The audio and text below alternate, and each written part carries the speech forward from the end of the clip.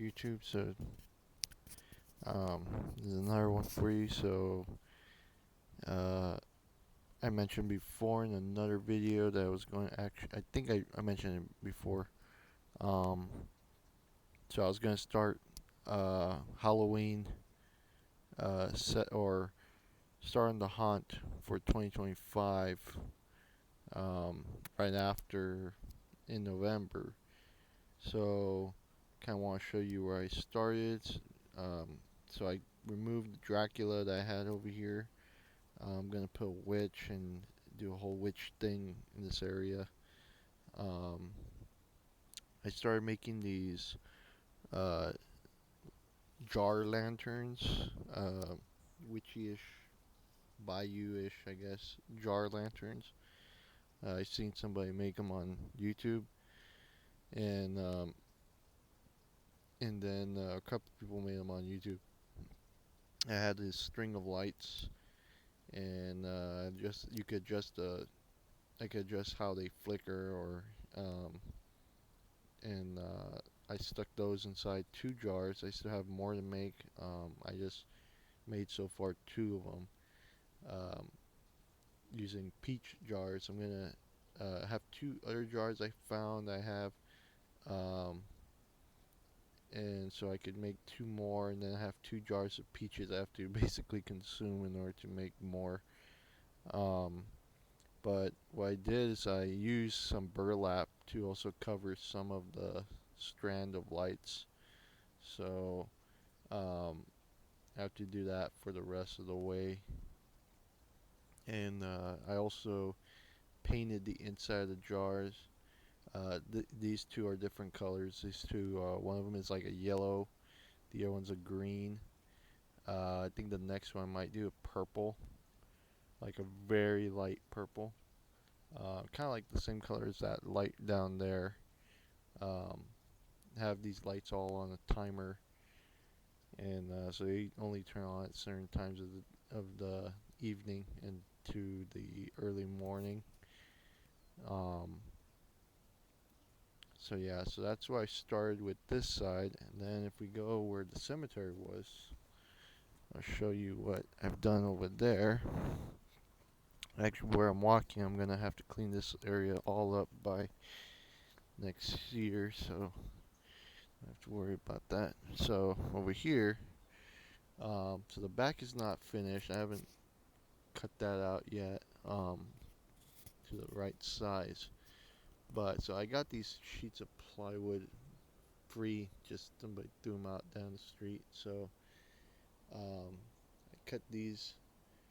Basically, I'm making a tomb um, for the ghoul, and it's pretty rigid. What I'm using for the sides is so these were actually a bunk part of a bunk bed. Um, they were the parts where you throw the mattress on, and we we had them outside for a long time. So I just took them, used them for the Dracula this year, and then now I'm using it to make this tomb here. So as you can see, I have a bunch of the cemetery stuff kind of still sitting back there, including the Dracula. Dracula, I'm actually gonna customize them, make them a motorized prop, if not animatronic. And so yeah, so this wood had this. I put this cloth on it because I actually had ideas of making it kind of part of like an interior wall, but it was just too small and it was too late in the time. By the time I was like thinking of doing it and all that, just time just took over, and I was like, you know what? And I didn't care for it all that much. So I was like, it doesn't matter. So I just cut the wood. I have it there. When all things lit up and everything's working, you won't even see it anyways, because this hole will be covered. Thinking of using either foam or I'm gonna use wood. I'm most likely gonna use foam. And I'm just gonna put it behind these 2x4s, and and then for the front, for sure, it's gonna be covered. The back, top back. I'm not sure. Maybe I'll cover it. Um, it's not gonna be seen, so that's why I'm like, it's like debatable whether I'm gonna cover it or not. Once I cover the front, I mean, covering the back, I mean, I could do it. Not like I can't. So, but it's like the front, it has to be covered from the inside. Um, and then the top, I have to do some trimming on the top so I can put there's like this decor fencing that I want to put on the top just to give it a little gothic, more gothic look. And then all this is going to be covered in foam. Um, primarily, it's all going to be styrofoam. Um, gonna just cover it with that stuff. The pink stuff, it's a little more expensive, and I don't feel like I really need to use it. I think the styrofoam would just work fine. I have somebody who's where I'm able to get free foam, so I'm gonna use like these ice chest foam stuff and carve that out and use it for the sides. So the front, I'm actually gonna use some sheets that are rectangular. I'm gonna use that I think also for the middle, this top middle area here. Probably gonna use it for that as well. Uh, Still have to plug in my sensor to this because I'm actually gonna have a motion sensor sensorly activated. So he has two lights. There's a red light and then there's the strobe light and then there's plus the motor that makes him move forward and back. So those things I have to connect it all to one sensor so they all get triggered at the same time. I think I might have them on for a minute or 4 seconds because that's like basically the only option. Everything else is too long. So leaning more towards like a minute um, for him to be on. Um, and those sensors I'd gotten from Home Depot. I only have two so far, but I'm planning on getting more as I just put everything else together. But yeah, so that's pretty much it um, so far. So maybe in the next video, what I might show is the actual drawing of what I have planned. So to give you an idea, the zombie from Big Lots is actually going to go right here, where you see that block of cement there, um, that paver there. It's going to go like right here. Measured everything out, so his clearance should be about where these logs are stacked.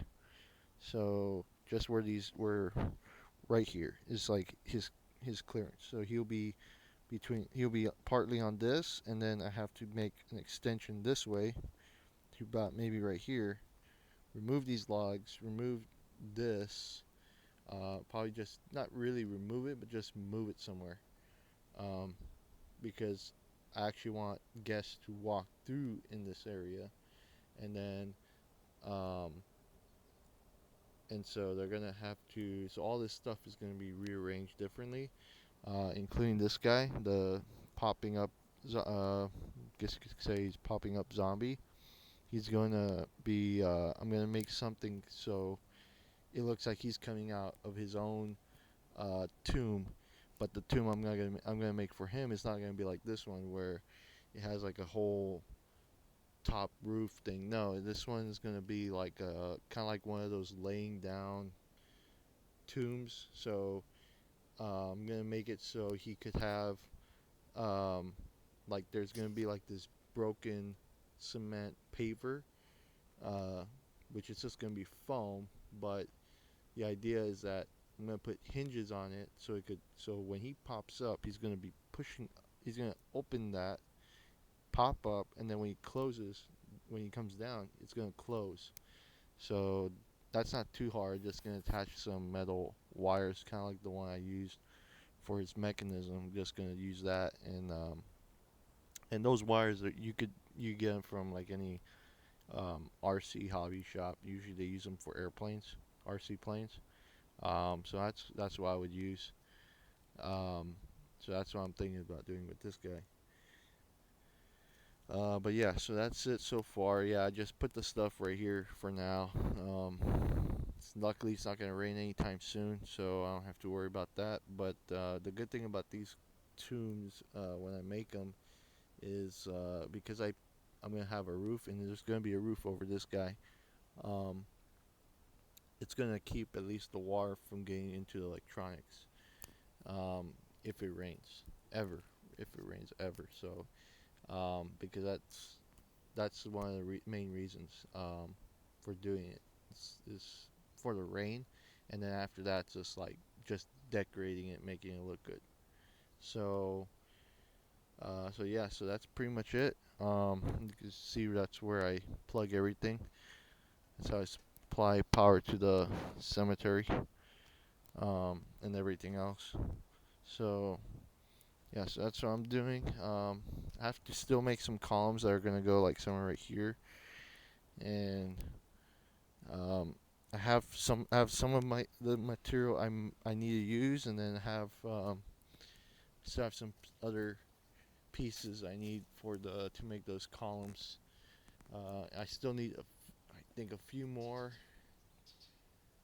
boxes of foam that are ice chest foam, but I need like the very um, edge like sharp edged ones. I've been getting those from a pharmacy. They've been giving them out free, so I need to get more of those, and then it's for me to be able to build the two columns because they're gonna be rather high, more than uh, definitely more than my height. Um, so yeah, so I have enough to make one column, but I need like uh, I might need like three more of those, and then um, just to have the two columns. And I need one. I need to make like half or a shorter column for the side, so I can actually hide the strobe light that's gonna hit the ghoul. Um, but yeah, so yeah, just showing you that. So I already started doing stuff for next year, and while it's early to be starting, um, I rather have it started now than try to figure out things next year because um, going into next year, I mean, it's gonna get bigger. I plan on making things a lot bigger. So yeah, this is a long one, but I just really want to show you where